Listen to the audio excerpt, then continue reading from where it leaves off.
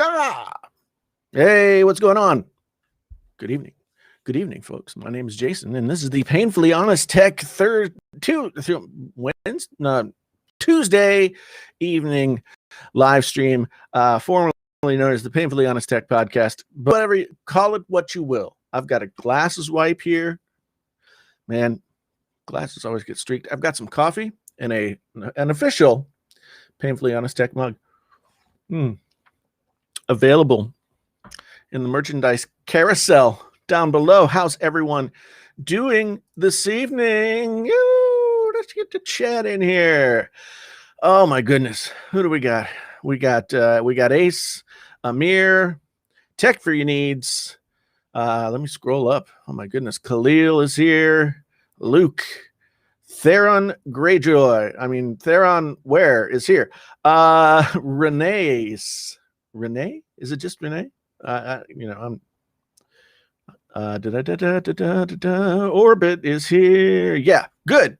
All right, Richard, good to see you.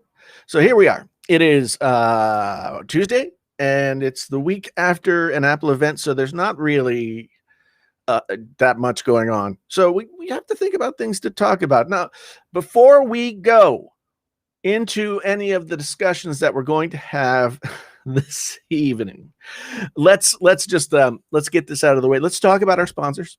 Our sponsor this evening, as it has been for the last almost 2 months, is Restream, a live streaming service that you can use. That sign up for it, and you can not only stream to just one place, but you can stream to like 30 places. If you're the kind of person who maybe needs some streaming stuff for your work, and you don't like Zoom, because I don't like Zoom, and I imagine a lot of people don't like Zoom. You can have up to 10 people in a chat on Restream, so you don't have to worry about that. It's probably cheaper than like Zoom on a professional level. You can do that. Restream has a bunch of different ways that you can use it, and people, let me be honest, Restream has been kind enough to sponsor the Painfully Honest Tech, whatever the live stream is called, for all these months. And I've been talking about them. And people, you need to go out there and try the Restream. Okay, link down in the description below. Try it out. See if you like it. Hook it up. Do it for your work. Do it for yourself. If you ever thought about live streaming, if you ever thought about being a YouTube superstar like me, Restream is one way to go. That you can even record your videos straight into Restream without having to use all that stuff. So yeah, it's good. So anyway, Restream sponsor the podcast. Do check them out, please, because I want them to continue to sponsor the podcast so that I have money. Anyway, oh man, don't do this to me, Ace. Don't do it, because then I have that song in my head. Okay, I am the kind of person that believes in making out once. I love him, and I do leave him fast. Showed me all the pictures of the jockeys that were there before me. Believe it or not, I started to worry, wondering if I had enough gas.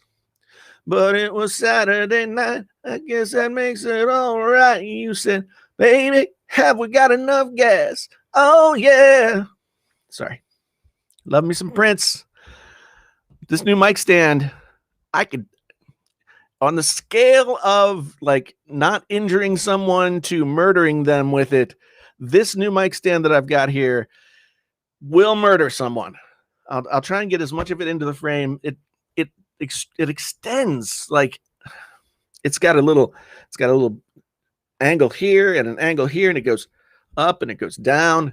It's like, yeah, it's a little shorter than I have it attached to the back of the desk. It's a little shorter than I would want it to be, but it is a piece of metal, a bunch of pieces of metal, by a company called Vivo. They make all kinds of stuff. I think they made the desktop that I have here too. Vivo, you get it on Amazon. I think it was $79, something like that. So yeah, new mic stand. Yeah,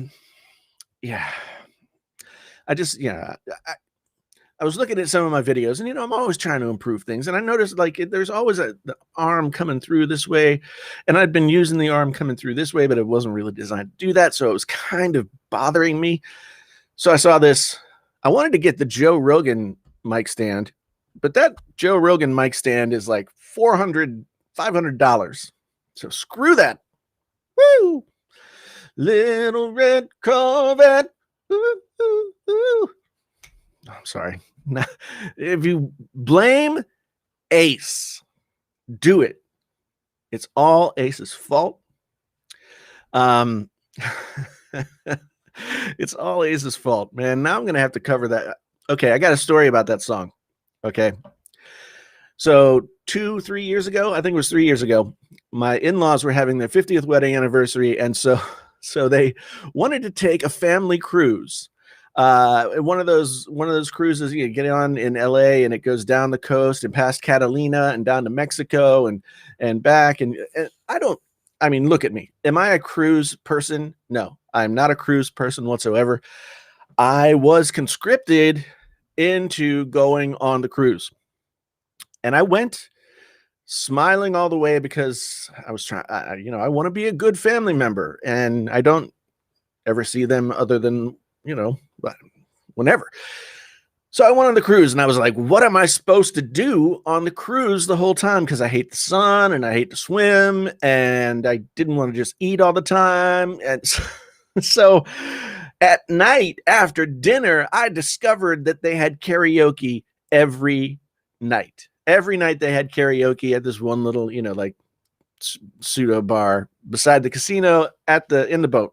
So I went to karaoke every night, and I'd love to sing like old, like not old. Well, they're old now, but they're not old to me. R&B kind of songs like, Prince and Bill Withers and things like that. I love to sing that stuff at karaoke because people don't expect that somebody like me would sing those songs.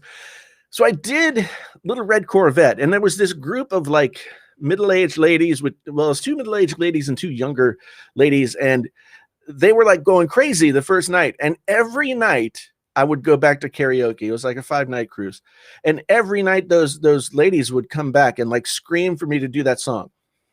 So I did it every night, and yeah, that's my Little Red Corvette story. They also had like late night piano bar, where you could go down and like put songs in the big old snifter that the guy at the piano had, and you could sing with him too. And I am a stage whore, people.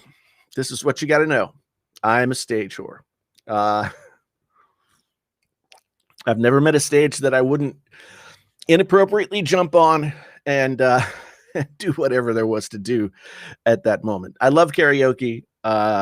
Just because I love to sing. And I don't get to play out live all that much anymore. So yeah. Anyway, Little Red Corvette. That's the song that were I a single man, that's the song that would have had me in like Flynn, if you know what I mean. But I am not a single man, and so therefore I was a good boy. Yes, I was. Anyway, so tonight we are going to talk about the Samsung A series phones. Okay, now I had an A71 that I used for a little while last year.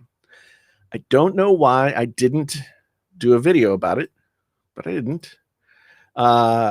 It was not a bad phone. Not a bad phone at all. In fact, the thing about the A series phones is that the A series phones are not, I mean, they're going to be the A72 that's out right now. And I'm going to pull up some picture in picture here so we can take a look. The A series phones that we've got going on right now. The A72, which is the flagship of the A series.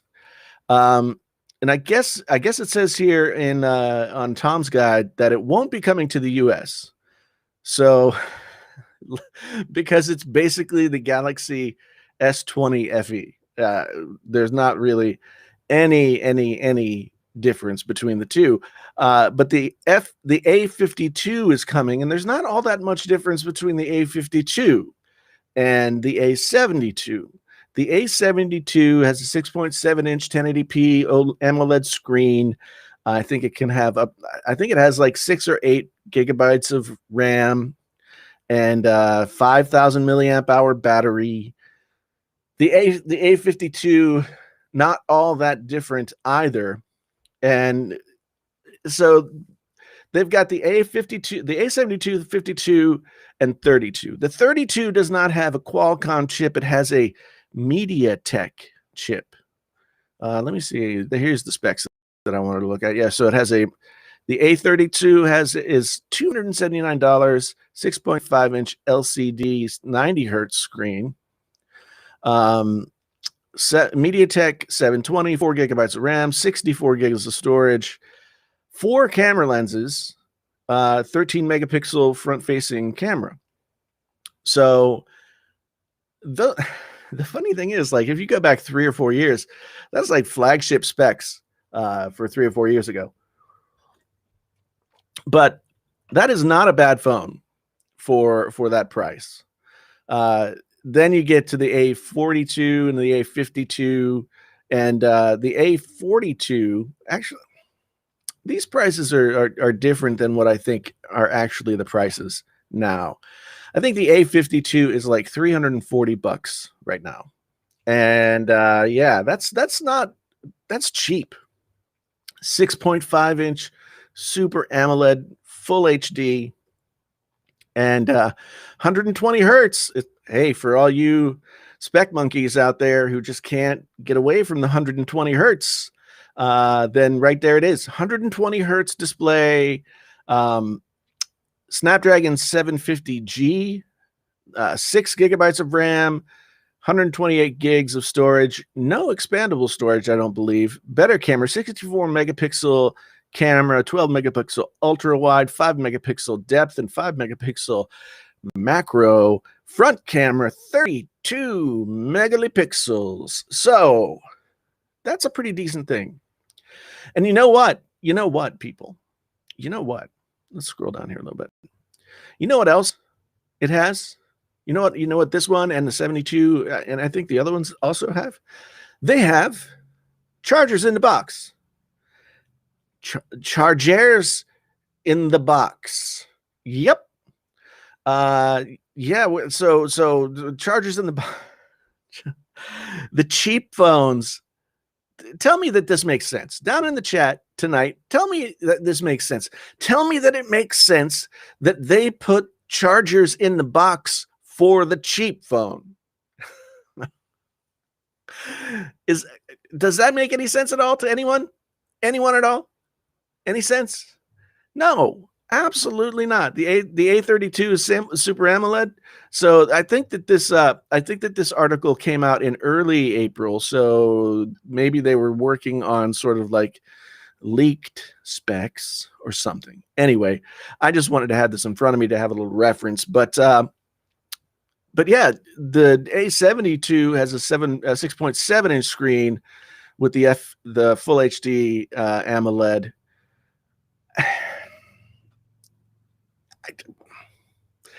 Charger in the box. You know what else? You know what else they have? If I'm not mistaken, they have headphone jacks. They have headphone jacks. Yeah. I mean, of course, the headphone jack is not going to be the most amazing headphone jack that you'll ever find, I'm sure, but it is a headphone jack. And I can't tell you how many times I've just wanted a headphone jack just so I could plug in some headphones real quick and like sit down and listen to something. It just makes me really upset. Did you guys see my new t-shirts, by the way? I got some new t-shirts. I'm gonna pimp them right now. Maybe that's what you would say. That seemed inappropriate to say, but you know, I'm gonna tell you guys about them right now. So how's that? Let's scroll down here. Oh, there's a better picture of my microphone arm. Look at that thing. It's somebody said in the comments, is it a mic arm or is it a transformer? So yeah, it's big. It's hefty. It's hefty. I'm back on PC. Here's the t-shirt. T-shirt. Rip headphone jack.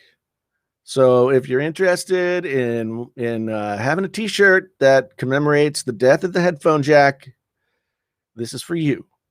Available on the Painfully Honest Tech merchandise store on Teespring. Link right here on my community page. But yeah, that's my it's my new merch. My new merch. So avail yourself of that. Maybe get yourself a coffee mug. You see how I'm trying to get people to. I'm trying to make money, people. That's part of the deal with this whole thing. So anybody, I put some sound effects back into my Stream Deck. There we go. Could you guys hear that? Yeah. All right. If you couldn't hear it, let me know. So I'm looking at these things.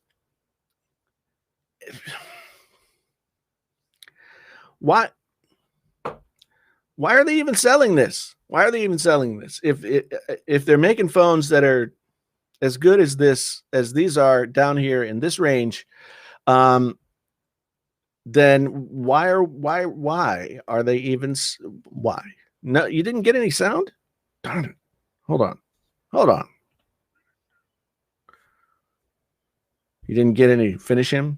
I'm going to have to figure that out.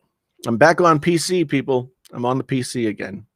And it's always a roller coaster here over on the Painfully Honest Tech. So let's see. Over here, Alejandro says, kind of makes sense if you consider the demographics who buy the mid-tiers is different from the one that will purchase the phone at the higher price and less features. See, that to me is not logical. It's not, I mean, yeah, there are plenty of people that buy flagship phones on payments, right? They buy flagship phones on payments so that they, oh no, I don't want to do that. What am I doing? Oh yeah, I gotta hide this guy. They buy, no, I want this. There we go. They buy flagship phones on payments at the carrier store. Not everybody has like a shoebox full of chargers. And, you know, these chargers that they're sending out are, they're USB-C to USB-C, which isn't a charger that a lot of people will have. Even if they've been an Android-only person for a long time, it's not as likely that they'll have a USB-C to USB-C charging brick. So I'm glad that they're giving it to the folks who have the who are, you know, maybe not. I'm glad that they're putting them in the box for these phones, but leaving them out of the box for the flagship phones is like a straight up FU tax on the people who would pay that much for a phone. It's just a straight up FU tax. That's what they're doing. Apple's doing it. Samsung's doing it. They're like, you're an idiot. You're paying this money. This is your FU tax. At least Apple took the charger out of every box, right? They took the charger out of every box. So yeah, that's I just don't see how it makes sense. I understand what you're saying, Alejandro, but I don't know that it makes sense to me. Yeah, and Tech Free Needs makes a good point. USA phone companies have payment plans. Just say it depends on. Yeah, it's true. I do have a bias toward, you know, like North American and US specific markets because that's what I know. I have no personal experience with any other system of any other country. I do know in Canada, it sounds like they do it the way that they used to do it here, which is like you had to lock yourself into a contract for 2 years or something like that.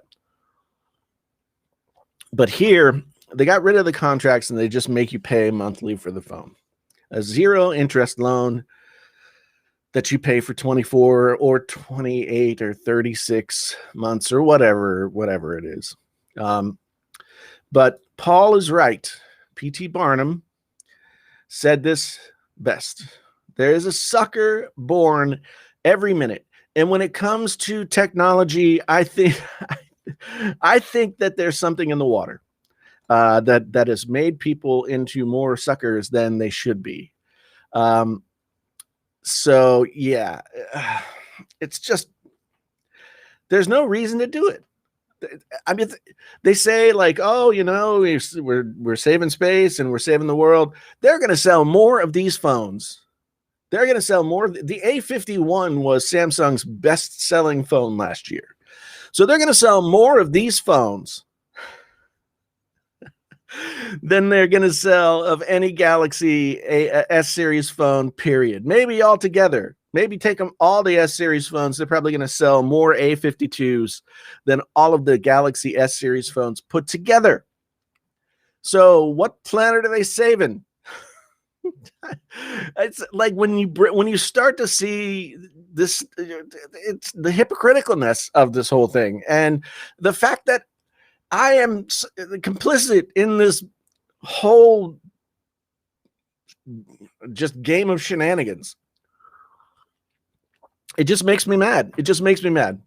How do I feel about the A32 5G? You get a $280, $250 phone with 5G for, I mean, yeah, great. I don't know. 5G is still like a non-feature to me. I have 5G on my phone here. I notice no difference whatsoever. It's not the millimeter wave 5G. If you're not getting the millimeter wave 5G, then you're not going to see like the massive 5G benefits that are possible with 5G.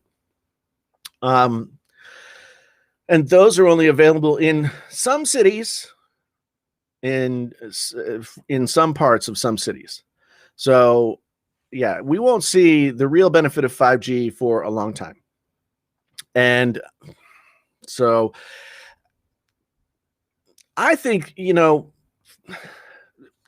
I've never seen other than a couple of people, sort of like the mainstream tech YouTubers covering the A series phones, right? It's always been that covering like the flagships for all the stuff. And so I was just curious because I started to see a lot more people talking about the A series phones on YouTube. I started to see more reviews popping up. I started to see that people were talking about it. So I was just like, are people talking about the A series phones now? I mean, is that a thing? And I guess it is. I went and I looked at, I just did a search for A52 and I found a bunch of people, and there were people that I have watched. I mean, Flossie Carter has a video on the 72 and the 52, and yeah, a few other Zeetcare. Is that how it's? I don't know how it's said. Anyway, so there were lots of people covering them. Some that I'd never heard of, some that I had heard of. So lots of people are covering these phones, and if you think about it, it makes a lot of sense because the more they price people out of the flagship phones, the more that people are going to go toward these phones, and maybe there's viewership and people who would really appreciate content about these phones. But up until recently, I never thought that there was much of a viewership out there. Yeah, Michael, you're right. I did hit 197K a couple of days ago. And so, but I'm like 197K 20 something. So after this live stream, I could be back down below 197 again. So it will say 196. Cause it seems like every time I do a live stream, like 20 people unsubscribe. I don't know why. I don't know why, but they do. So you have the 12 Pro and you turned off the 5G. I never turned off my 5G on anything. I mean, I have it on here. Let me see. I'm on 5G right now, but it doesn't make any difference. I'm also on Wi-Fi, but I can pick up a 5G signal here in my garage. So yeah, maybe there's something to this. It's definitely kinder to the tech reviewer wallet, I'll tell you that much. But when I had the A71 last year, I liked it a lot.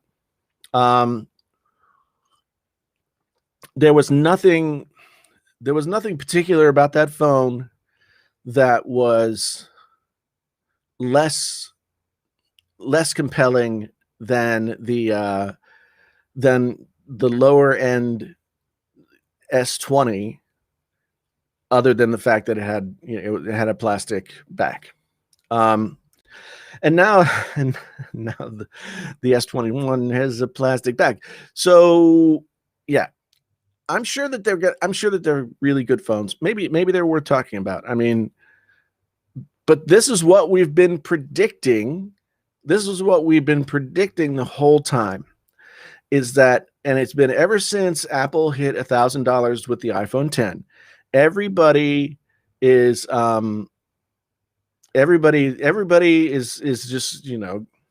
they're gonna get the $1,000 phone, but then when the cheaper phones start to get better and there's not that much difference, they're gonna not get the $1,000 phones anymore. And so yeah, that's where we are. So Bob says there's no one covering the budget phones. They are all shoving flagships down our throats. Bob, you have to understand that in a media game, you have to cover the stuff that gets people to watch your stuff. And so it's not some conspiracy against people that people don't cover the less expensive phones. There are people that cover the less expensive phones, as I just said. But I hadn't done it before, and I hadn't seen very many people doing it. So I think it's interesting that it's coming around now that people are starting to cover them. And, it could be because there's not that much to talk about. Tech has been pretty calm this year. So yeah, I mean, it's not a great conspiracy. This, the tech YouTubers are not like in bed with Samsung to only cover the flagships or anything. Yeah, and I know, like, Orbit Airsoft says that Flossie covers all the phones. He does, yeah. And I was watching his video earlier today on the 72 and the 52. And the one thing that's great about Flossie is he lays it all out. He tells you what's different and why it's different and why it matters. And then he digs deeper into the phone. So like, you can watch the first 15 minutes of a Flossie video that's an hour long and get the majority of the information that you've got to know. But then he digs deep. He digs deep, and I appreciate that. T-Mobile is pushing the A series because Sprint customers are unhappy and they think they're doing the customers a favor. I mean, maybe they are doing the customers a favor. T-Mobile never had very many phones to select from. Now they've got the OnePlus phones, but it doesn't seem like anybody wants the OnePlus phones in the real world. In tech world, the OnePlus phones, everybody's like creaming their jeans over, but I think I've seen some rumblings that the OnePlus 9 isn't as great as everybody thought it was when they first put their fingers on it day one. So oh yeah.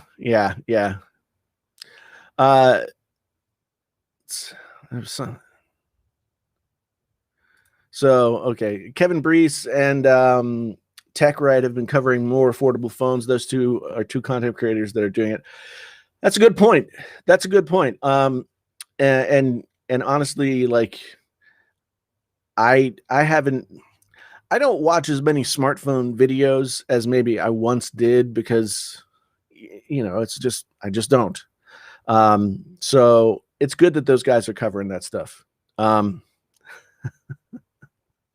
Sprint custom Siri just started searching for Sprint customers are unhappy on your MacBook Air. That's nice. That's funny. Oh man. So yeah, it's probably something worth considering. And I may, if I feel like I need to cover some phones, I may go out and grab like the 52 and just see what it's all about. Compare it to the S21 Ultra, for that matter. Flossie did sort of have a visual comparison between the S21 Ultra and the A72. And of course, the A72 has a plastic back, a composite, or however you want to make yourself feel better about whatever it is that they're calling that. And so the blacks are about the same, but you could the A series phone was not as premium looking otherwise. Thomas, thank you for the $5 super chat. Much appreciated, my friend. Yeah, excellent discussion as always. Thank you. I do my best. I do my best to have the good discussions. I just put out episode 8 of the Painfully Honest podcast with Jason T. Lewis, myself, about my sort of feelings a week later about the Apple event. And we're gonna get to some of that. Talk about the AirTags a little bit. Talk about some other stuff a little bit. But I want to give this Samsung stuff its due. I mean, they also have the A12 and the A02, and those phones are $179 and $109 respectively, with a Snapdragon 450 and a MediaTek P35. I don't know anything about MediaTek phones. 3 gigs and 2 gigs of RAM, 32 gigs of storage, a 16 megapixel. I wonder how well could a phone snob like myself, or pretty much anybody who's in this chat or watches any of my videos, how could a phone snob like me get by with a Galaxy A02s? I might try it. Use it for a month. I hear that iJustine is going to use an Android phone either all week or all month. Plastic bag is called polycarbonate. Polycarbonate means plastic. That's what I love. I love. I mean, yeah, it's different than like regular plastic, I guess. But yeah, it's still plastic. Okay. I just turned this up. Let's see if can we hear it? Could you hear it? I had to turn it. I turned it up in my little deck. She won't last a week. Well, she does. To her credit, I know that she does. Like most people who review smartphones.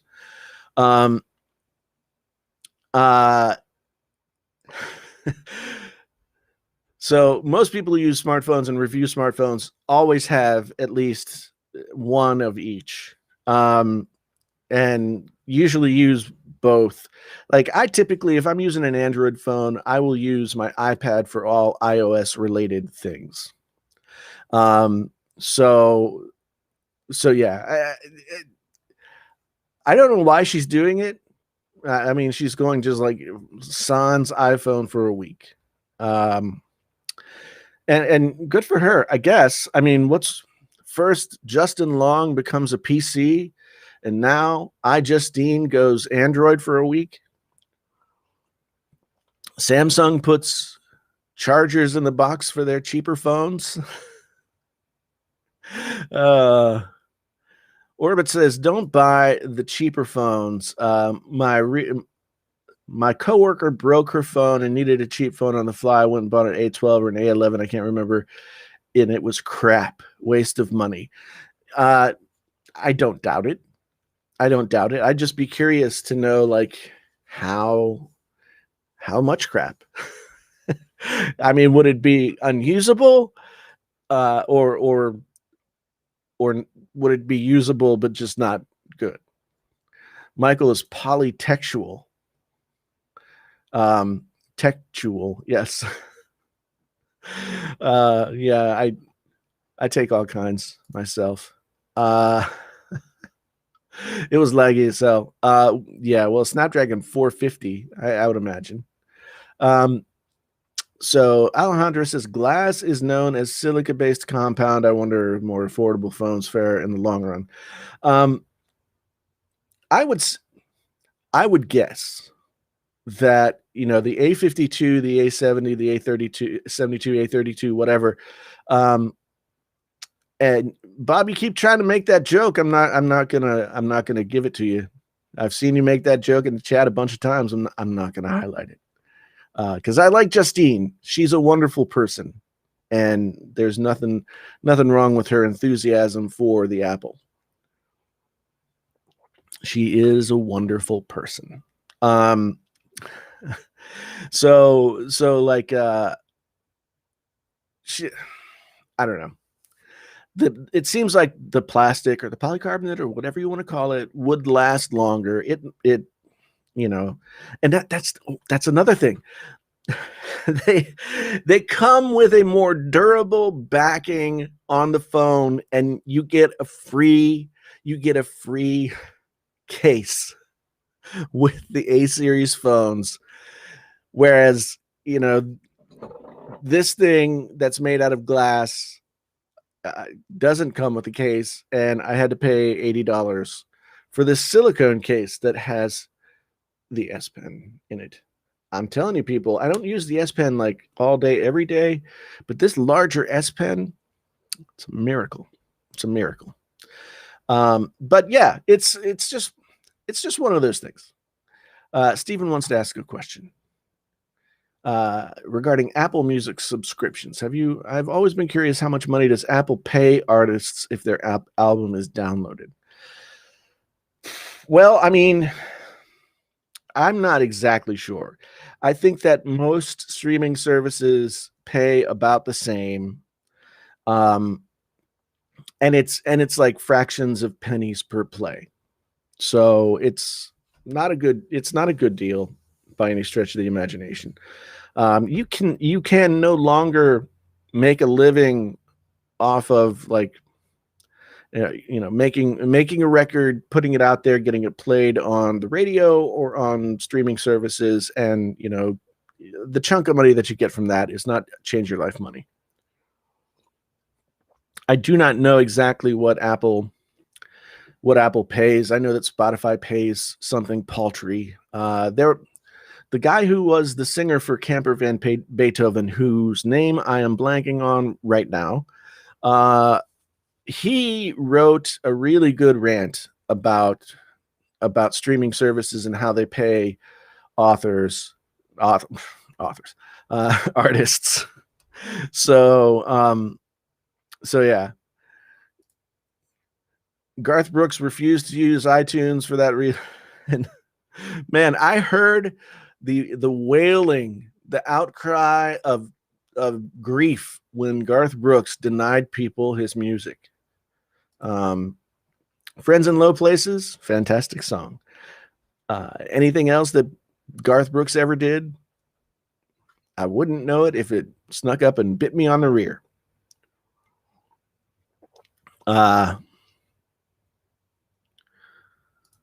So Franklin says, if I'm correct, Tidal, Amazon Prime Music buy the most. Okay, so that's quite possible. I mean, since they both do high quality streaming, since they both do high quality streaming, that might be part of the reason why they pay out more. But that's fine. I mean, I'd be interested. I'm still not sold on high quality streaming. I want to do a test to see how many people can actually tell the difference between like a lossless WAV file and a 320-bit MP3. And I guarantee you 99% of everybody would get at least 1/3, if not 1/2 of the question of the comparisons wrong, if not more. Anyway, that's for another time.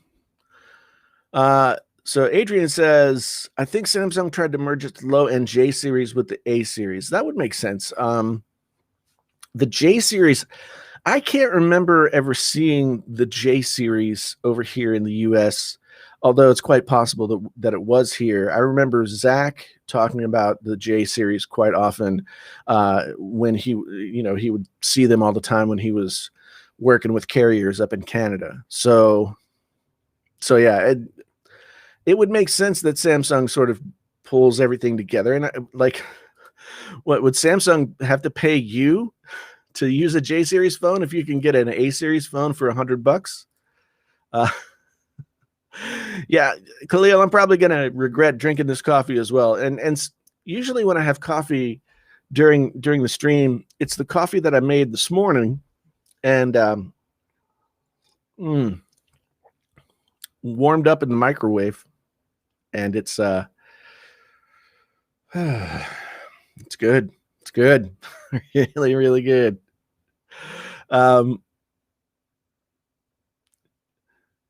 So J series was the type of phone to be sold in Walmarts in the plastic boxes. I see. Okay. Then that's I'm too snotty. I'm too much of an elitist to even ever pay attention to the existence of that phone. So, so there's my snobbery for you. Snobbery for you today from Jason, painfully honest tech. Yes. J series, such a pleb phone that I never even knew it existed. But let's move on now. Let's move on and talk about some of this Apple stuff. Okay, because it's a week since the Apple event.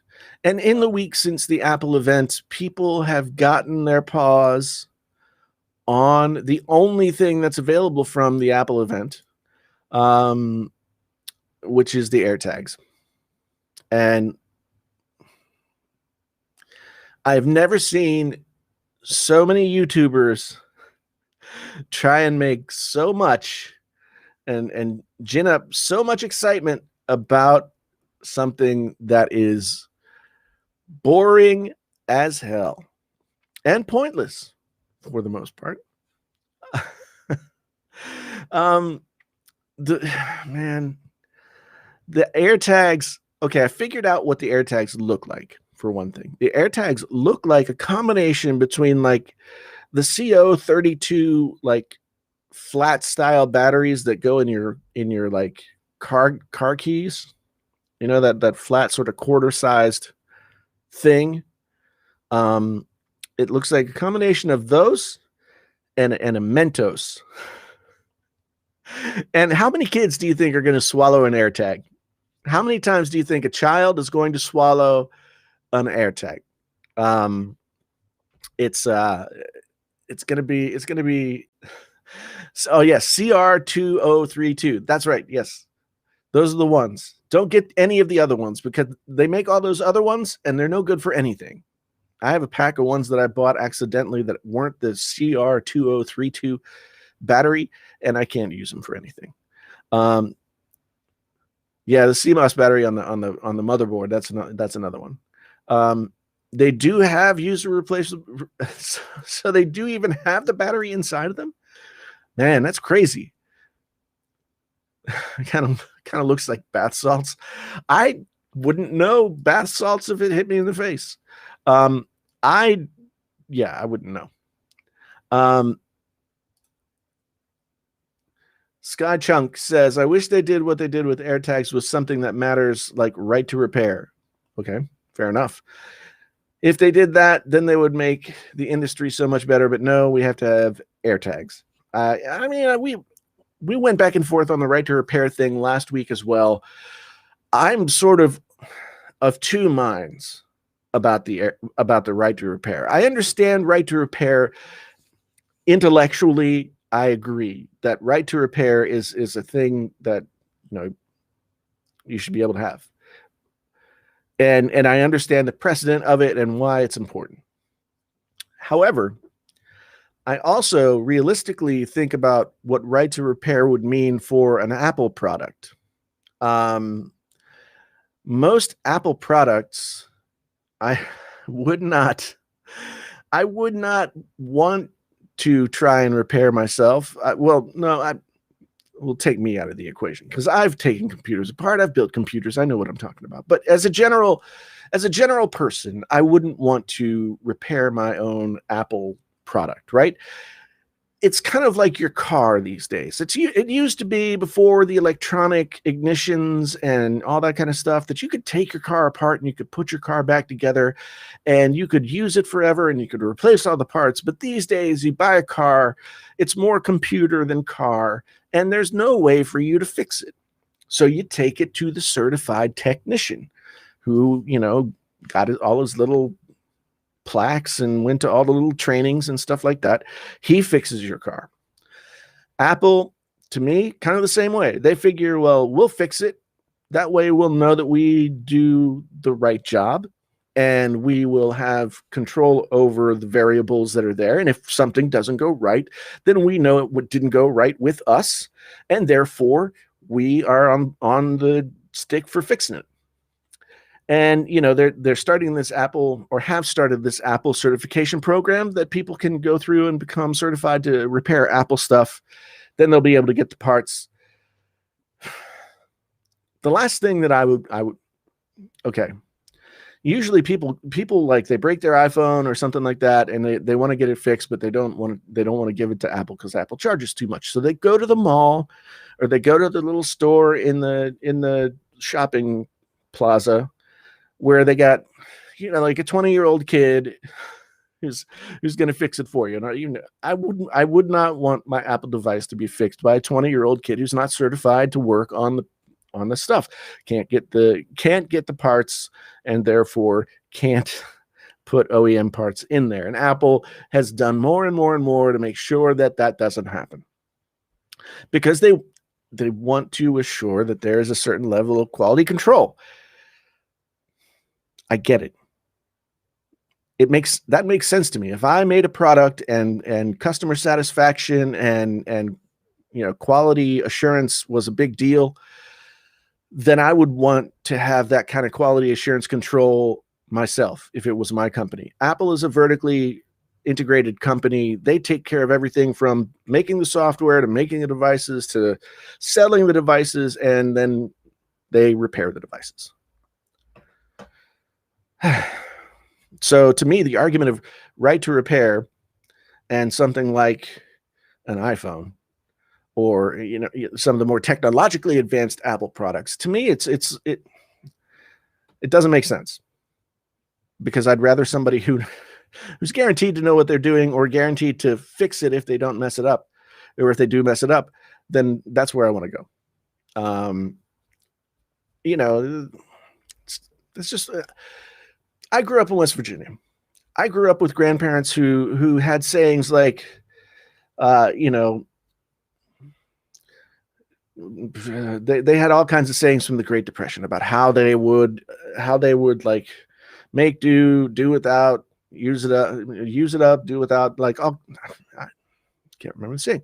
Anyway, that generation of people who lived through the Great Depression and then were early on in the Industrial Revolution and the consumer revolution after that, those people bought stuff and they fixed it and they knew what it was. These days, unless you have an engineering degree, you're probably better off not cracking open that iPhone.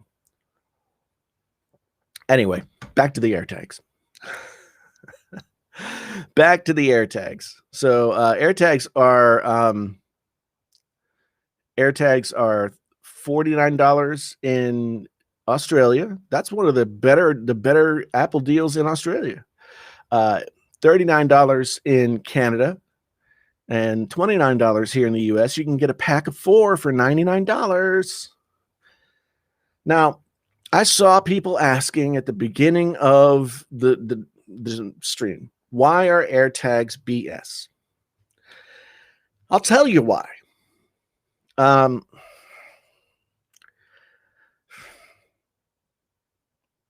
We have had keys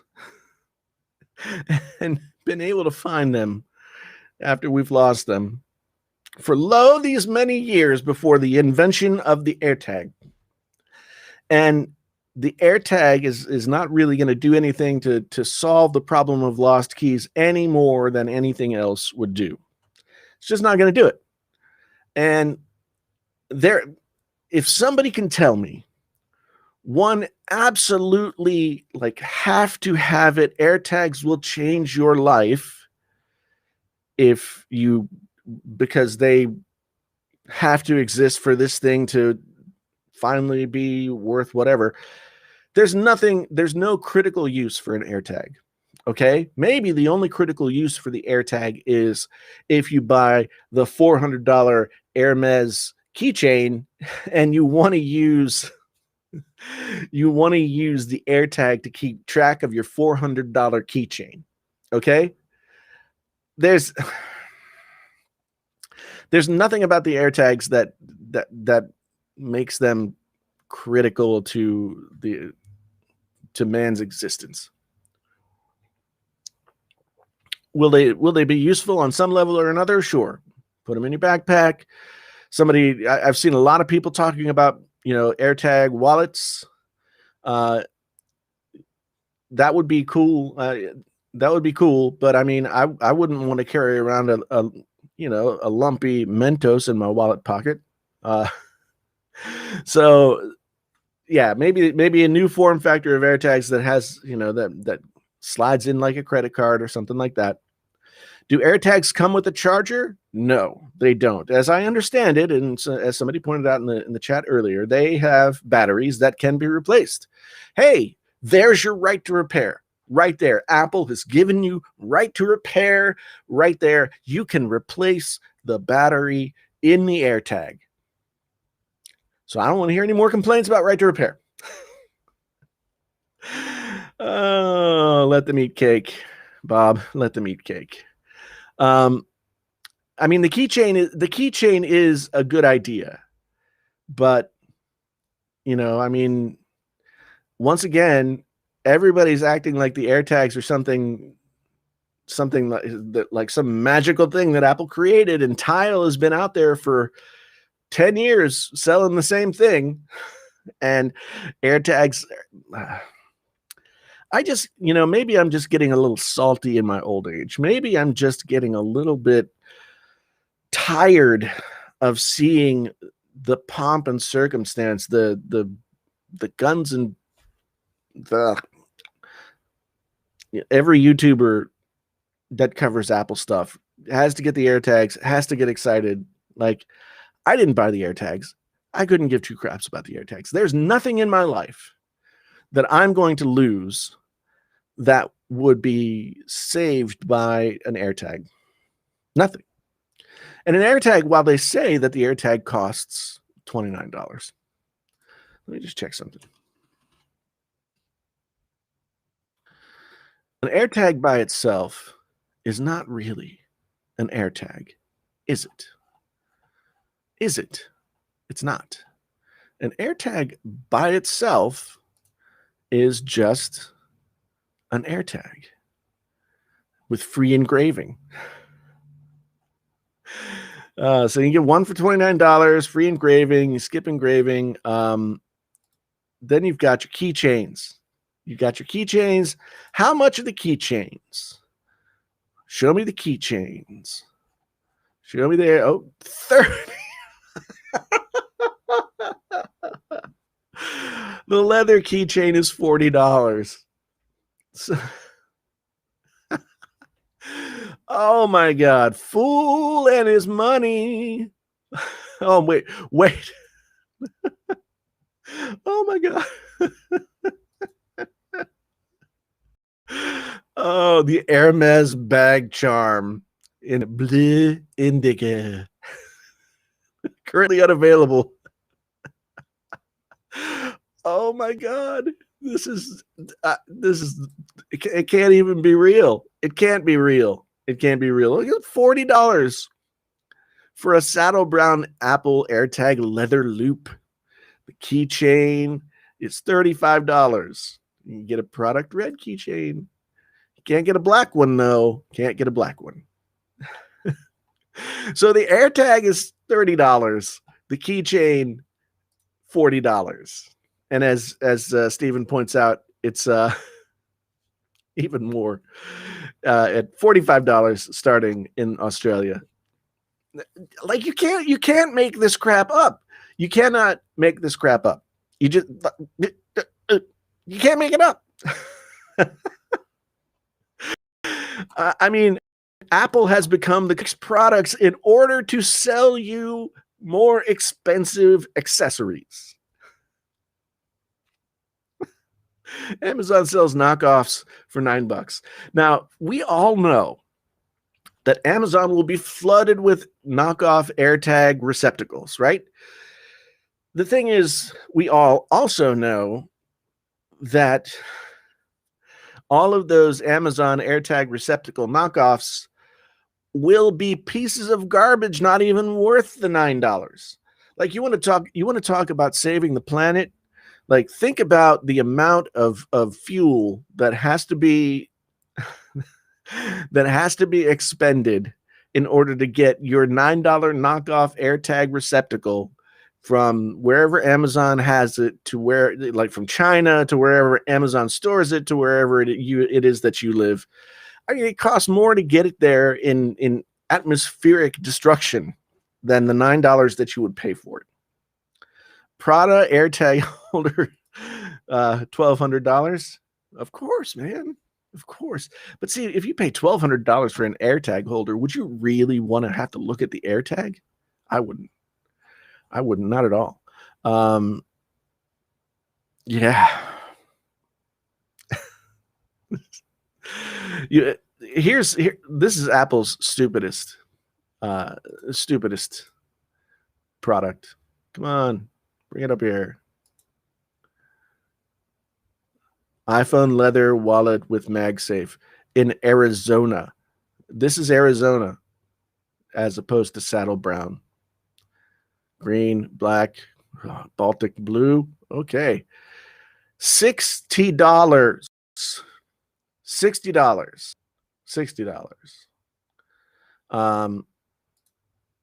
Yeah. Okay. AS has something to say here. I'll listen to you. AirTags is a means for people to access the streamlined and well-designed software that goes along with them, undoubtedly. I'm not sure what you mean by that. I mean, the software exists already. It's in your phone.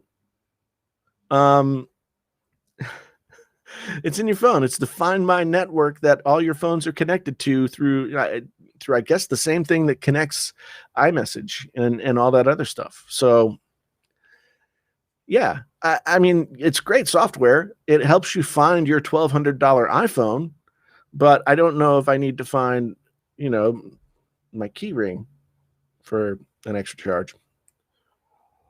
I mean, an AirTag plus an AirTag key ring, minimum price, $30 plus $30, $65 plus, whatever. $65 is what you're paying for an AirTag key ring. And to me, this is a useful video, I guess, a useful product for the one time that you need it.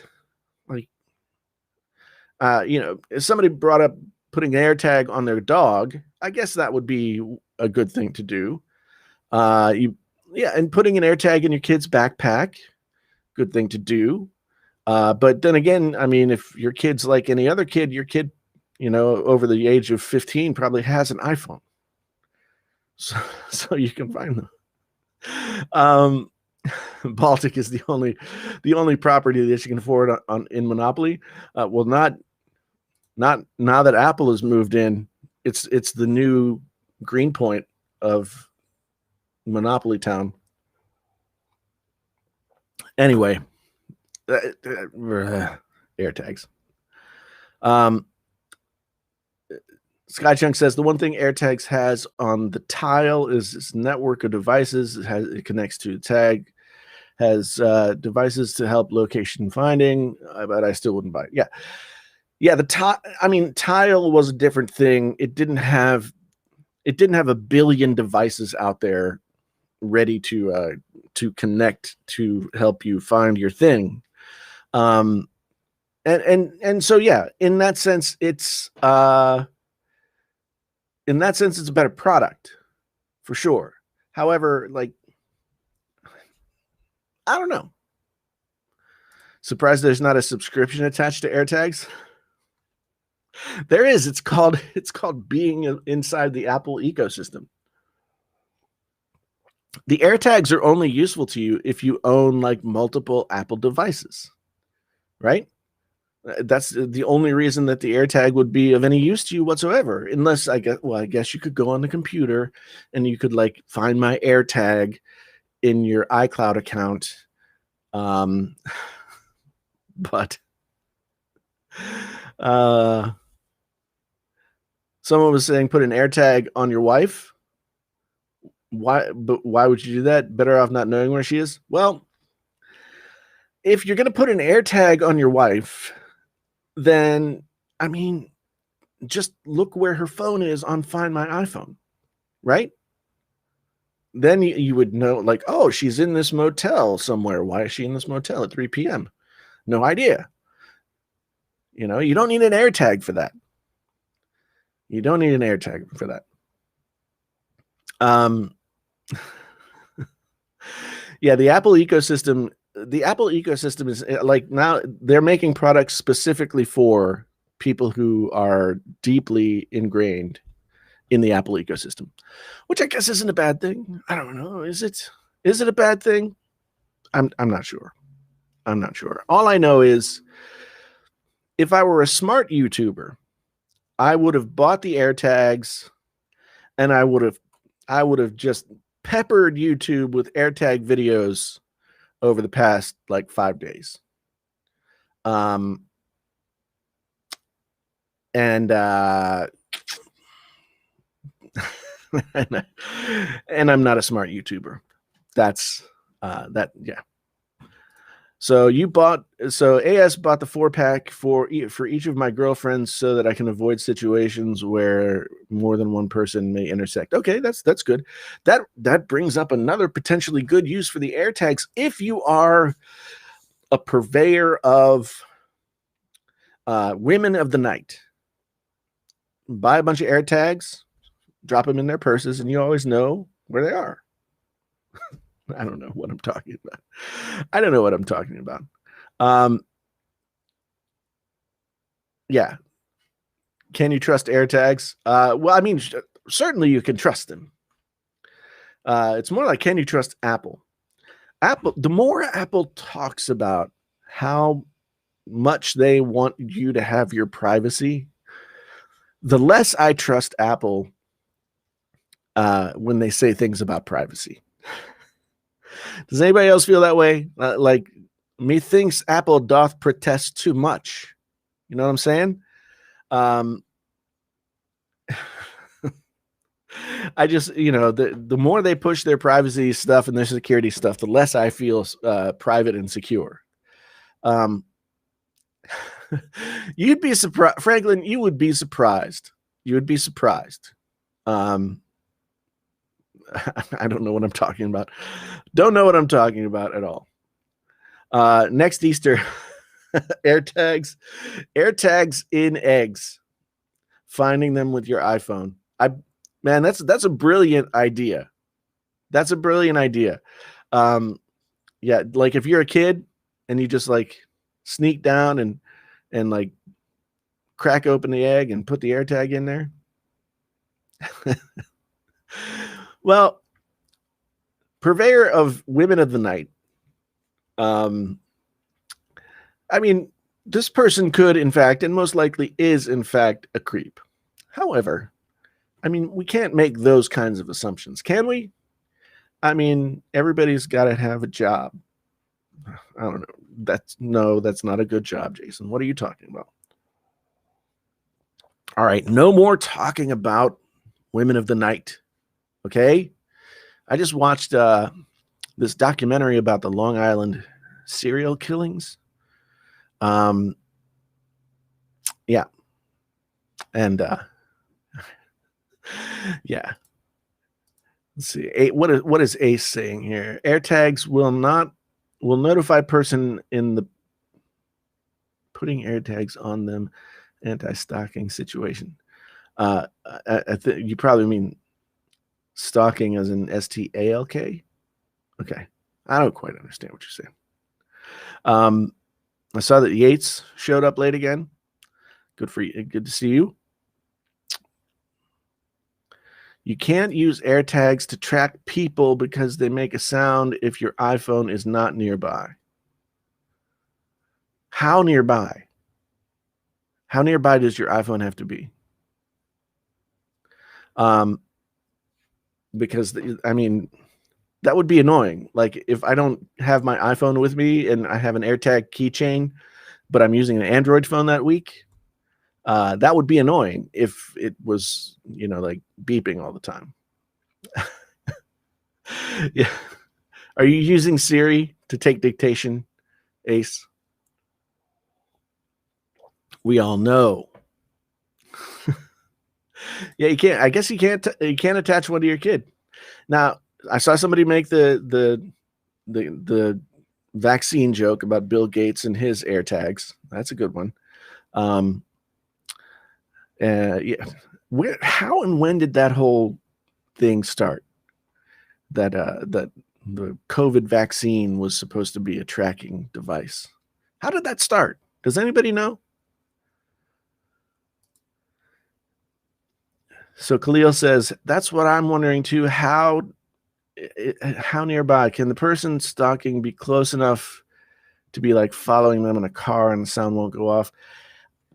Well, I mean, if it's a stalking situation, you would have to at some point get close enough to place the AirTag somewhere on the person of the person, right? So it can't. I mean, so I don't know if the AirTag would be like the best stalking device, but yeah. Okay, AS has a question. Do you think Apple duped a consumer by not having the XDR display on the new 11-inch iPad? No, not really. At 11 inches, it's questionable whether you'd really be able to see and appreciate the difference on an 11-inch iPad between the Retina displays that they already had, or whatever improved Retina display they're putting on, and the XDR mini LEDs that they're using for the 12.9 inch. Now, it would be interesting to see a new 11 versus a new 12.9 just to see if you could see it. But I've found that from one iPad to the next, the screens always look good. The thing about the Retina display, the reason they call it the Retina display is they went and they did the math and they figured out how many pixels can the human eye like see and appreciate and like, what is the best experience pixel density. And they figured that out and they made the Retina display. And ever since that happened, I really can't say that I've been able to tell from, moving from one Apple device to the next and a really appreciable difference between the two.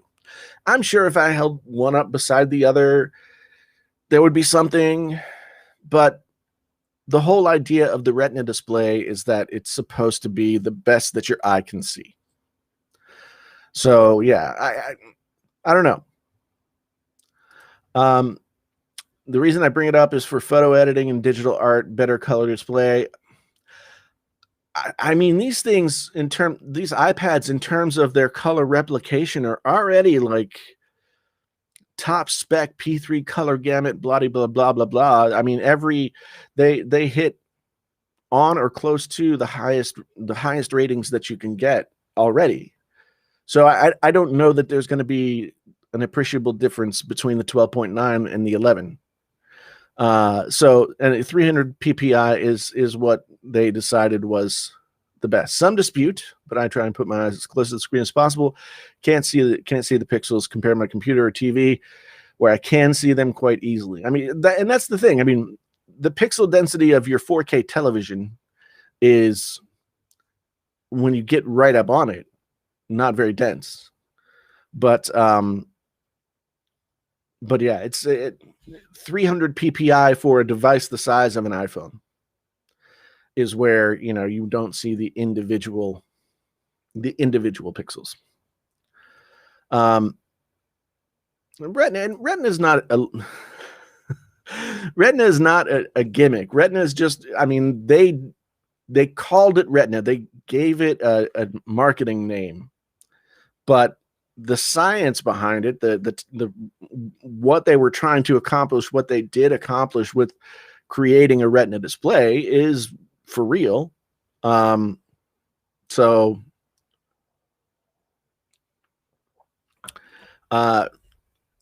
Franklin says Retina displays from a time when screen tech was less advanced. If you use Retina on OLED displays, you'd definitely be able to tell the difference. They still use the Retina terminology, even though the majority of the iPhones since the iPhone 10 have been OLED screens. So, and here we go. Danny's correcting us. 326 PPI was Retina, but now their displays are higher in PPI. Most iPhones with AMOLED. Yeah.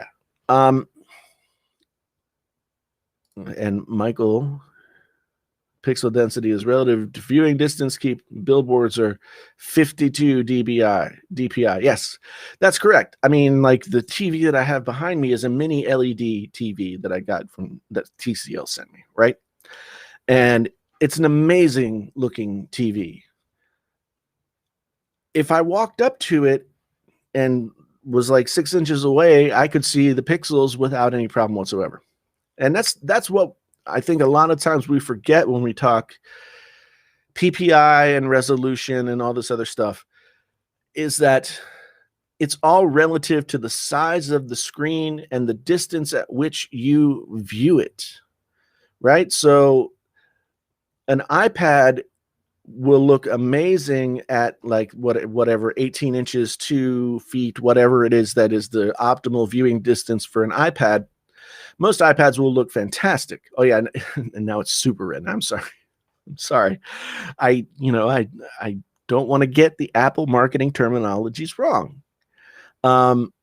So yeah, it's everything is relative to its optimum viewing distance. And so a lot of it now has to do with mini LEDs. It has to do with light and how light is reproduced. And so, like, if you look at an OLED television, right? What makes an OLED television so contrasty and sharp is that each of the little OLEDs, the organic light emitting diodes, each of them turn themselves on and off with whatever color it is. And if there's no color, they are just black. And so they just look really sharp and contrasty. And they look really great.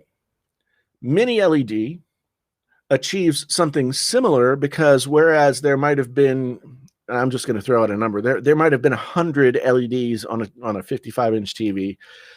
It's multiplied by exponentially with mini LEDs. I can't remember exactly what the ratio is, but there's just many more mini LEDs in a mini LED television so that it has a similar effect to OLED.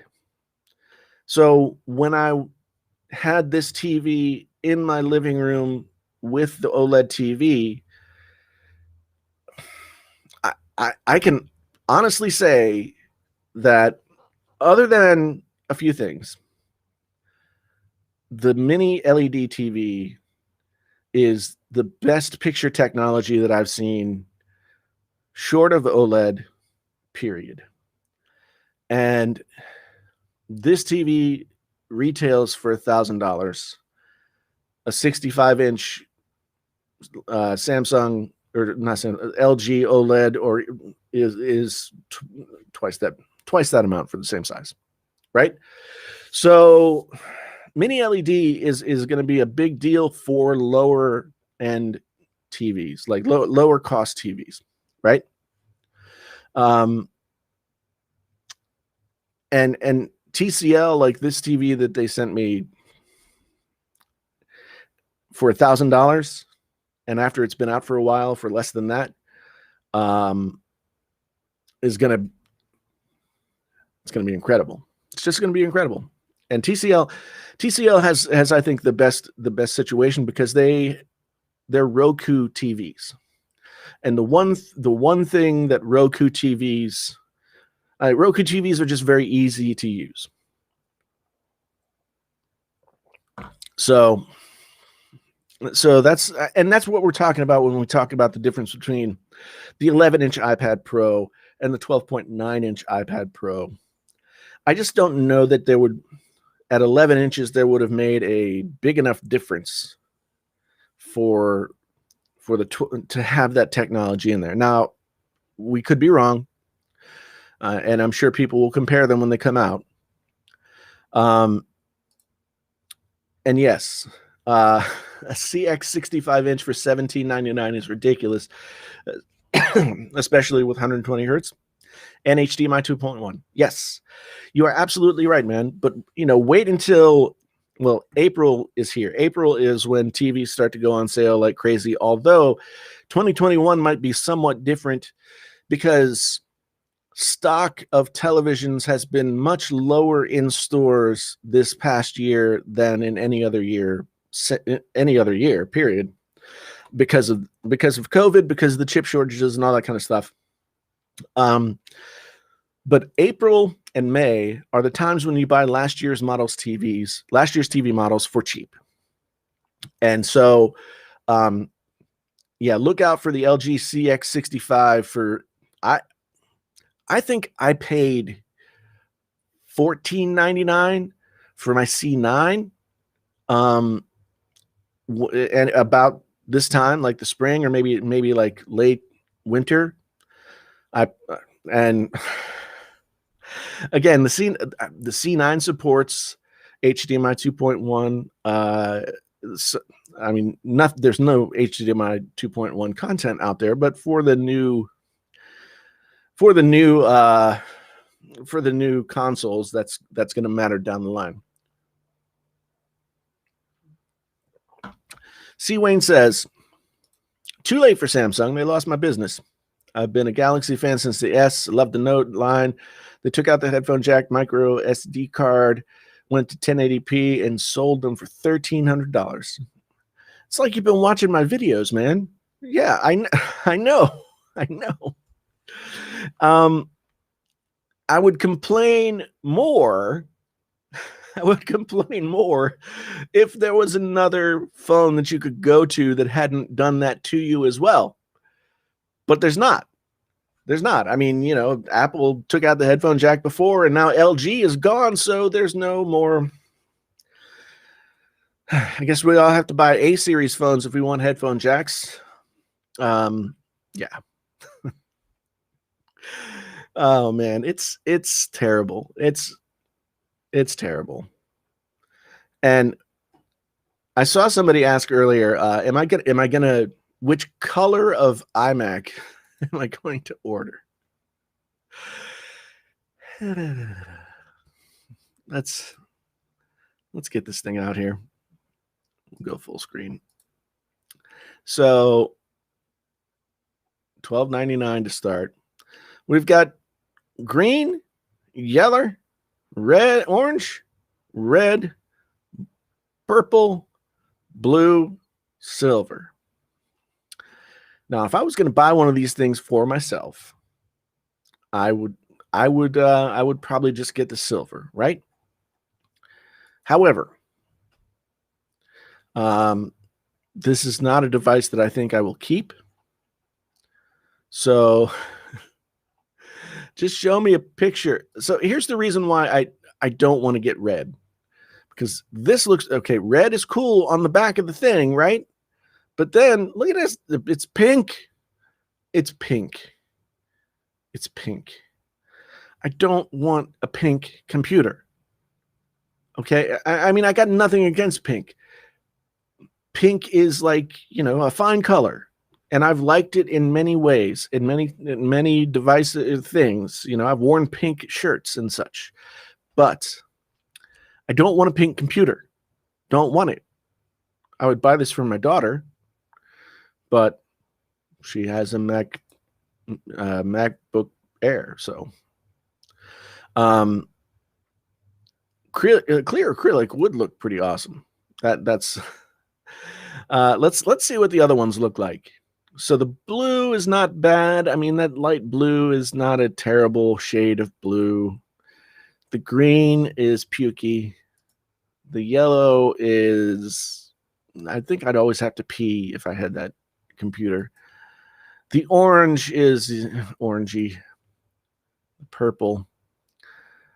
Why couldn't they have done like the darker color on the base and the front and the lighter color on the back? Because there's just none of these things.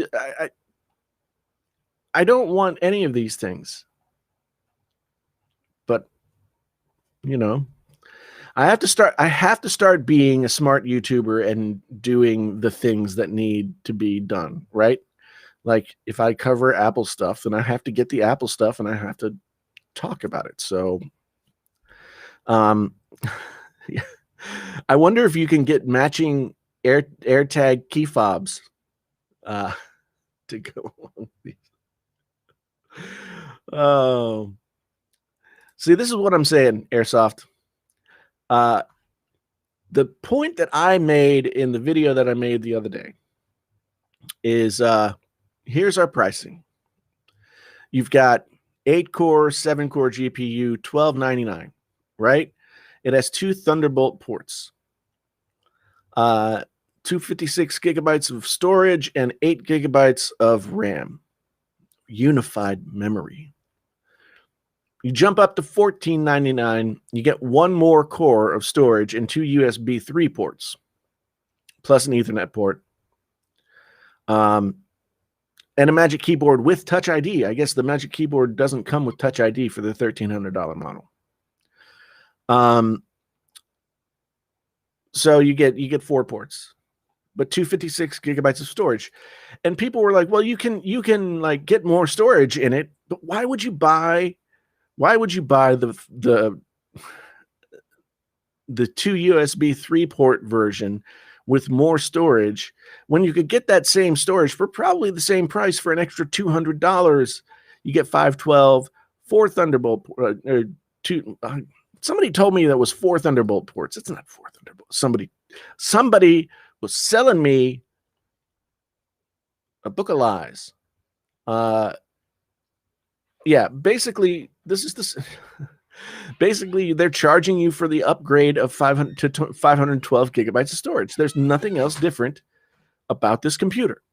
Now, $12.99, $14.99, $16.99, and this is where we get to Airsoft's question, right? We go back to Mac, and let's just look at the MacBook Air, right?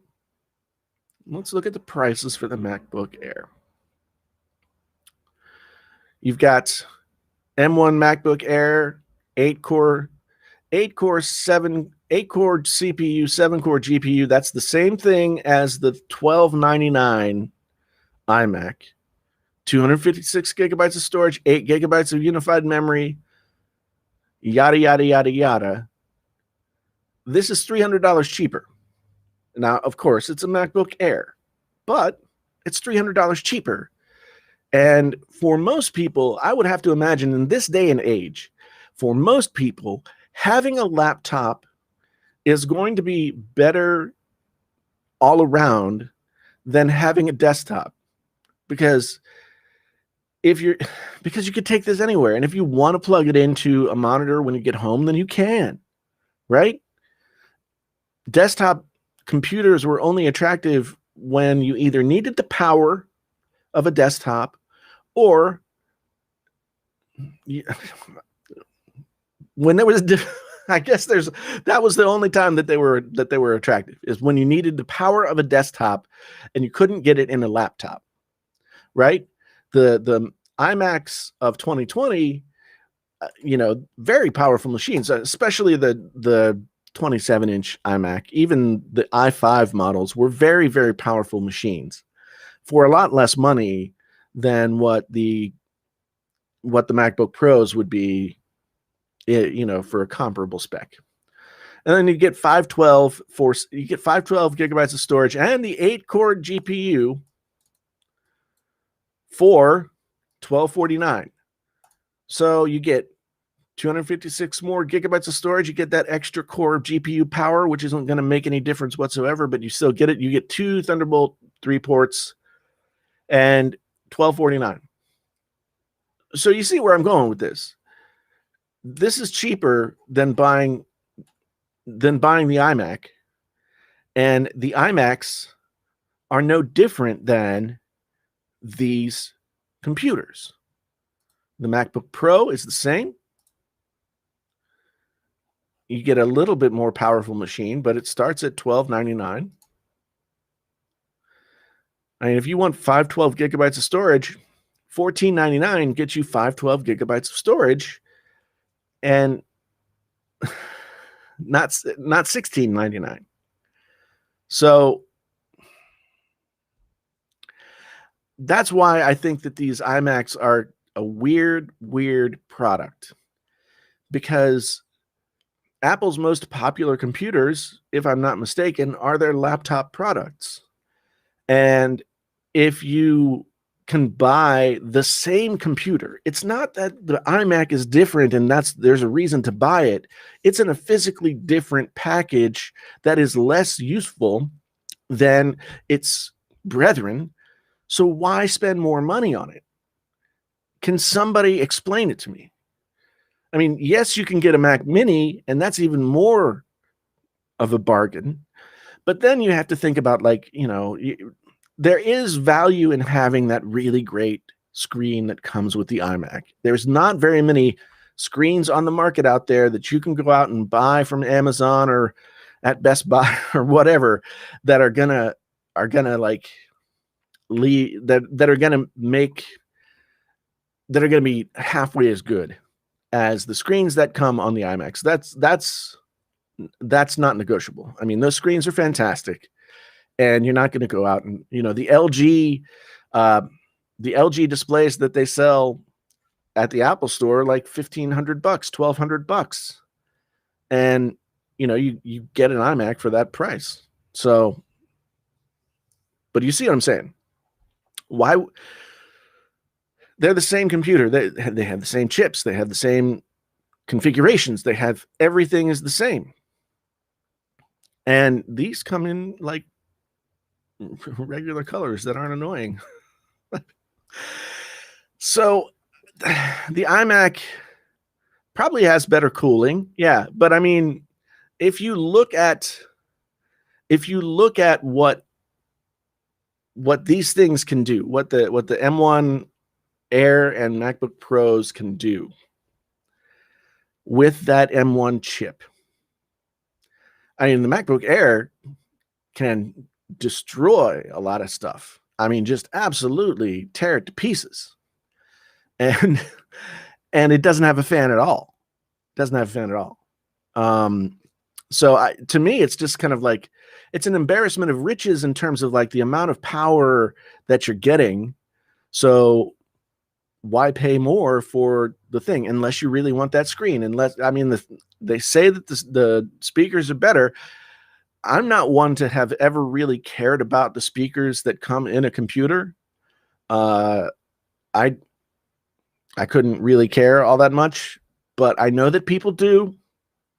Although I would encourage them to get some sort of outboard speaker solution for even better fidelity.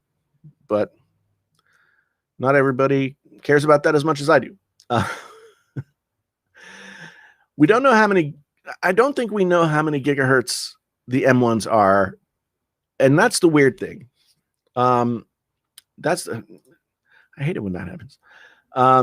The weird I think the thing that initially tripped up a lot of PC Master Race folks and confused a lot of people who wanted to be able to somehow compare the M1 machines to what already exists is that, like, the gigahertz speed matters in Intel chips. The gigahertz speed matters in AMD. I get the sense that with these ARM chips, it's not the same kind of equation, right? It doesn't matter as much. Just in the same way as, like, the amount of RAM doesn't matter as much because of the way that the RAM is configured onto the chip, as opposed to being a separate thing. It's like, instead of having to drive, let's look at the M1 chip like a mall, right? Instead of having to drive all over your neighborhood to get your memory and your this, that, and the other thing, and get to your storage and blah, blah, blah, you just go to the mall and it's all right there, and it's much more easily accessible. So that makes it faster. So yeah, it's ultimately, it's not that big a deal in the way that it is in PCs. So as you guys know, if you watch the, why is my family coming through here while I'm live on the internet? What the hell are you doing? You're on a speakerphone call. What are you doing? Oh boy. Yeah. So there's that. There's that. So much for the illusion that I'm in this, like, bubble of professional recording space. So anyway, yeah, there's not enough difference between an iMac and the Macs that came before it to make all that much of a difference to buy it. Ace says you don't get a cool color mouse and color keyboard.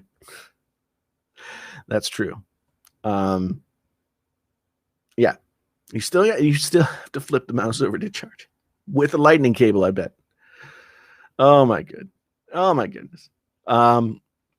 So yeah, and we haven't even really talked about the iPad. I mean, we've talked about the iPad, but the iPad is like another thing altogether. The iPad,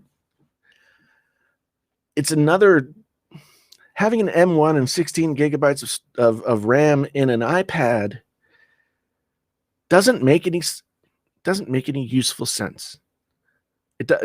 I can't think of a use case with the iPad Pro that makes any sense. I just can anybody tell me? I haven't seen Renee's video. What is Renee's video addressing? What? Because I hadn't been on YouTube all day, hardly at all, really, this week so far. Yeah, I mean, for the first time ever, they're telling us how much RAM is in an iMac or an iPad. Never told us that before, but yeah, it used to be like pretty much like 4 gigabytes of RAM in an iPad. Now they're like, oh, we got 8, or you can have 16, and you can have 2 terabytes of storage. Yeah, and the Magic Keyboard, again, it's like, Apple's making products to sell you accessories. The Magic Keyboard is expensive, and I know in Australia it's even more so. But I already bought the Magic Keyboard. I'm glad that it is compatible with the iPad, but I just don't know. I have a 2018 iPad, 12.9-inch iPad Pro, and I still haven't felt like I've done anything with that iPad that even approached its limits at all, right? So I have no idea. Maybe it will become more obvious to me when the computer comes out. Renee's video addressed a few things, including whether M1 would ever be used in an iPhone. I haven't watched it yet. Why would you? I mean, I guess it doesn't matter. Put whatever chip in it, right? Put whatever chip in it. It doesn't make any difference. The iPhones are still, like, people are using iPhones that are 5, 6, 7, 8 years old that don't slow down. In fact, some of them get faster when you put the newer operating systems on it. And I know that Apple got dinged for slowing down the processor. I know they got in trouble for that. They paid the price, etc., etc. But left to their own devices, the iPhones, like the iPads, are very difficult to max out. So I don't know that $1,500 for an iPad makes any sense when it's not going to replace anything that I use. It's an add-on, right? And it's an add-on, and I can't see the point as a non-graphic designer, a non-illustrator, a non-visual artist. I can't see the point in paying that kind of money for a computer in a tablet form. But well, yeah, the 2020 iPad price will drop for sure. Wait a minute. The previous Magic Keyboards won't work on the new iPads. They're thicker. And they're saying Apple took off the old ones off their site. Now, if you sell me a $350 keyboard and then a year later, or whatever, 18 months, whatever it is, you make it obsolete, that will piss me off. I asked, and I heard from somebody that they were still compatible. I don't know.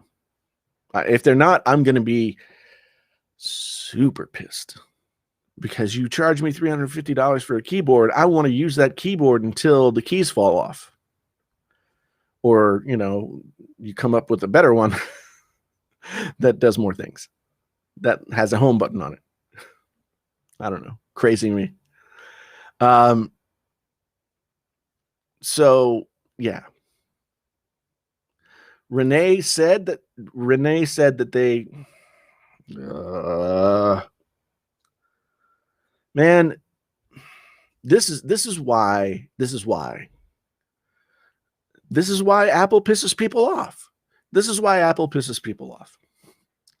It's like, oh man, I can't wait to get that new iPad and use my Magic Keyboard with it. Oh, you can't use your Magic Keyboard with it because now they did something different, and blah, blah, blah, blah. It's like, well, I'm not buying another Magic Keyboard. That makes, if you get, let's say you get 16 gigabytes of RAM and 2 terabytes of storage, and you're all excited, and you've got your Magic Keyboard, and they're like, oh no, you got to get another Magic Keyboard. Now you're spending $2,000 almost for an iPad that can't do the things the computer does. That is a bad apple. I need to clip that and put it in my little thing of clips.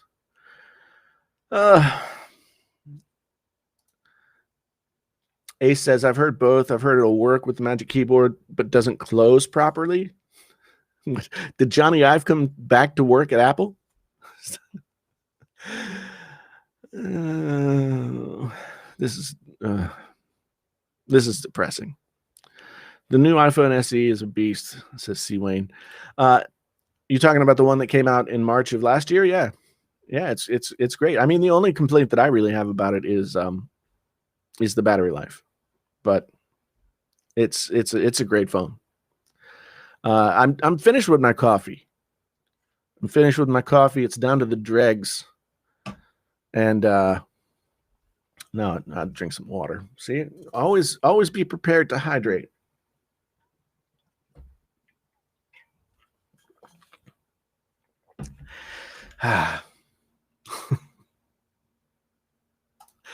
Yeah. We sold you one last year, but it doesn't work this year, so buy a new one for the environment. Oh boy. All right, so let me see here. Michael says the math doesn't add up that the new iPads won't work with the old keyboards. 2020 plus 0.06 Pitaka case is thinner than the new iPads being 0.02 inches thicker. Okay, yeah, we'll have to see. But you can be sure that if that does turn out to be the case, there will be frothy at the mouth video coming out from me about the iPads. I mean, not only is the iPad now sort of like a device with a very limited use case.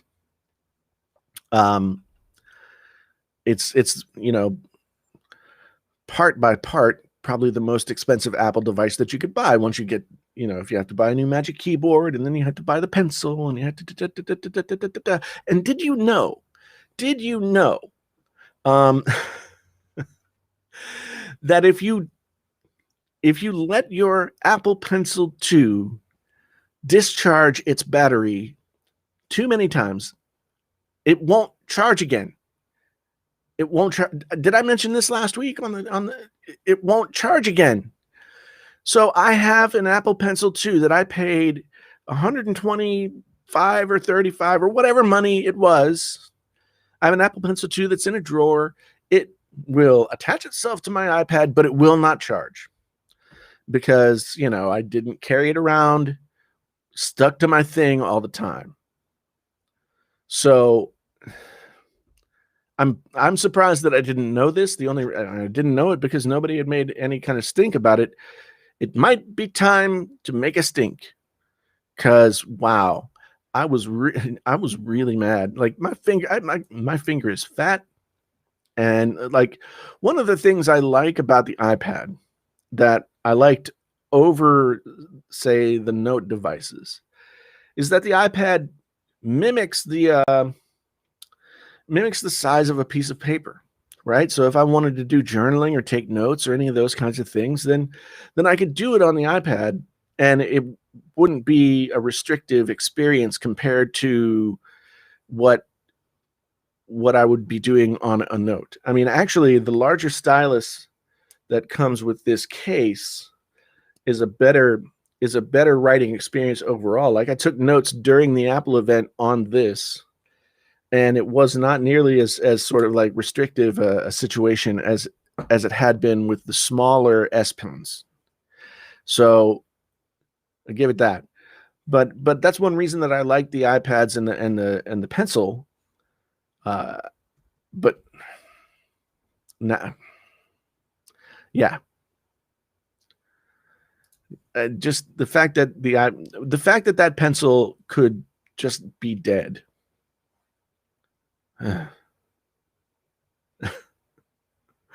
Man,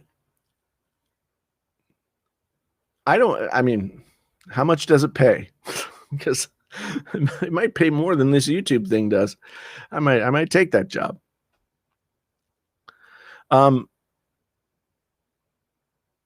Yeah, Alejandro has. I mean, this is where I get with Apple, and it's like a cycle.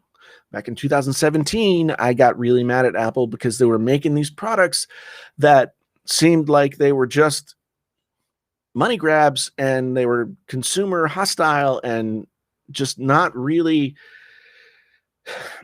being on the side of the consumer. And then they turned it around, and they started to be more consumer friendly. They started to make really like devices that had a lot of utility. The new M1 Macs were a huge leap forward, and the price of a Mac now became, more of a value proposition than buying a similar PC laptop. It used to be like, oh, you could get twice the PC laptop for the price of a MacBook. That's not the case anymore. But now, with all this weird nickel and diming that they're doing,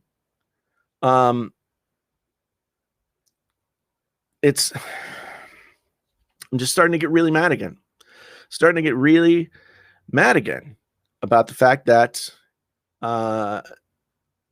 they seem to just be in a holding pattern where they have to figure out how to get more money out of us, and more money out of, like with the charger thing. The charger thing is not about saving the planet. The charger thing is about them making more money on the iPhone than they would have had they put the charger in. That's the reason that they did it. If there is the secondary result of it being better for the planet, they're good for them. But they didn't do it out of the goodness of their hearts. So it's just really, really, really maddening. Maddening.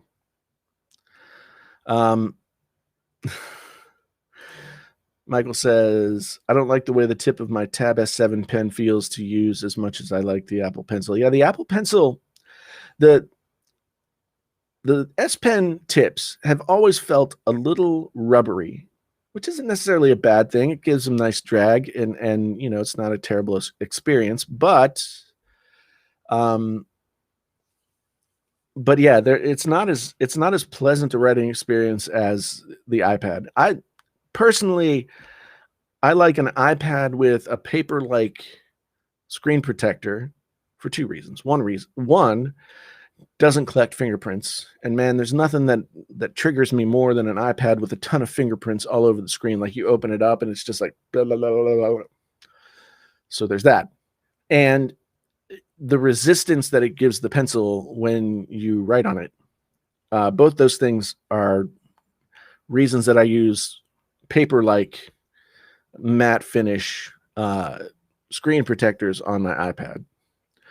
And it is a really good experience. But when you find out later on that you can't let your iPad, your pencil not charge, that your pencil could die.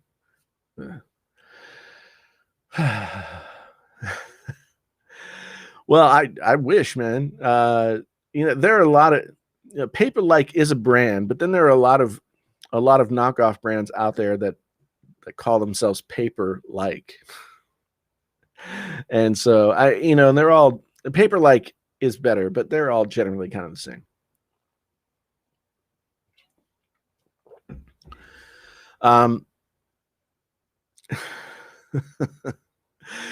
Yeah, when you give your device to a young person, oh man, I don't know. Are young people's fingers just naturally more sticky and covered with crap than adult humans? Because yeah. Will I be getting the new Apple TV? I might. I've been having a problem with my Apple TV where the HDMI cuts out. And I had it solved for a while by changing to a better quality HDMI cable, but then it started to happen again. And it's not the TV, I know that. So I might get a new one just to solve that problem and to get the HDMI 2.1 compatibility.